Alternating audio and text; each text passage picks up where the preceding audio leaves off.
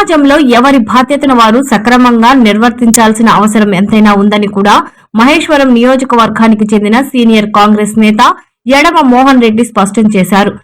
సమాజ హితం కోసం ఇలాంటి పోకడ అవసరమని కూడా తెలిపారు. డైనమిక్ ముఖ్యమంత్రి రేవంత్ రెడ్డి నాయకత్వంలో పరిపాలన సాగిస్తున్న నేపథ్యంలో ప్రజల నుంచి కూడా పాజిటివ్ స్పందన లభిస్తుందని ఆయన విశ్లేషించారు. ఓటు వేసే ప్రజలు మరియు పరిపాలించే నాయకత్వం మరియు నిజాయితీగా వార్తలు రాసే జర్నలిస్టులు ముగ్గురు మూడు వ్యవస్థలని, ఈ మూడు వ్యవస్థలు తమ బాధ్యతను సక్రమంగా నిర్వహిస్తే ఇంకా సమస్యలు ఎందుకుంటాయని కూడా ఆయన విశ్లేషించడం విశేషం. భారతదేశము అంటే 28 రాష్ట్రాలు అంటే 114 కోట్ల జనాభా ఉన్న రాష్ట్రం. ఒకప్పుడు నిబంధనలు లేకున్నా, విద్యాబుద్ధులు లేకున్నా ఎట్లనో ఒక రకంగా బతికినము. కానీ ఇప్పుడు అట్లా కాదు. భారతదేశము 29 రాష్ట్రాలు 110 దేశాలలో నెంబర్ 1 భారతదేశం కాబోతుంది. భారతదేశంలో 110 దేశాలలో ఉన్న ధనవంతులు, గుణవంతులు, పైసలున్నోళ్ళు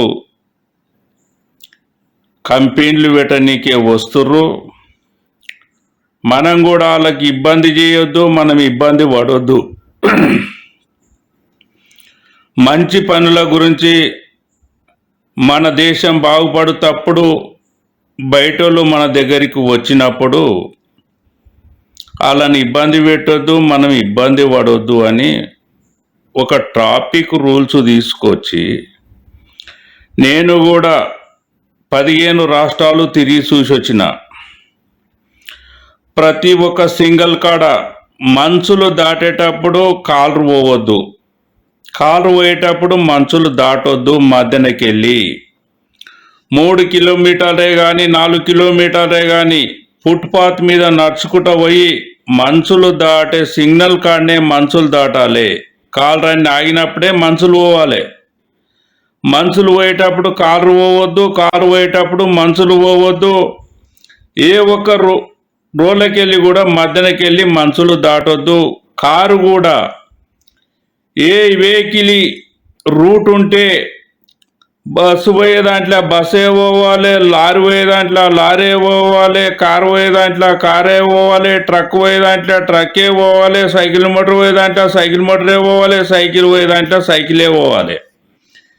ఈ రకంగా ఏ దేశంలో పోయి చూసినా అక్కడి ప్రజలు ఆ దేశాలలో పాటించినప్పుడు, మన దేశానికి 110 దేశాలలో వచ్చినప్పుడు మనం కూడా ఆ రూల్స్ను పాటిస్తేనే మన దేశం బాగుపడుతుంది.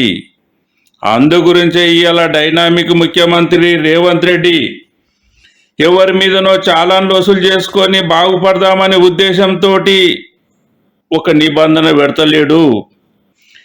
ఇవాళ భారతదేశంలోనే కానీ తెలంగాణలో కానీ నిమిషానికి 3 చచ్చిపోతుర్రు. ఒక్క నిమిషానికి 3 చచ్చిపోతుండ్రు. ఒక్కొక్క తల్లిదండ్రి ఒక్క కొడుకున్నోళ్ళు వంశం లేకుండా సర్వనాశనం అవుతుంది. ఒక్క బిడ్డ ఉన్నోళ్ళు ఆ తల్లిదండ్రులు ఆ కుటుంబాన్ని కోల్పోతున్నారు. మంచి కూడా చెడ్డగా చూపెడతాము అంటే టీవీలను ఉపేక్షించేది లేదు, యాంకర్లను ఉపేక్షించేది లేదు, టీవీ జర్నలిస్టులను కూడా ఉపేక్షించేది లేదు అనేది కూడా ప్రతి ఒక్కరు మాట్లాడాలి. మంచి మాట్లాడాలి, చెడే మాట్లాడాలి. జర్నలిస్టులు నిజాయితీ ఉండగా ఇంకా మధ్యాహ్నం అడ్డేవాడు అందుకుండాలి.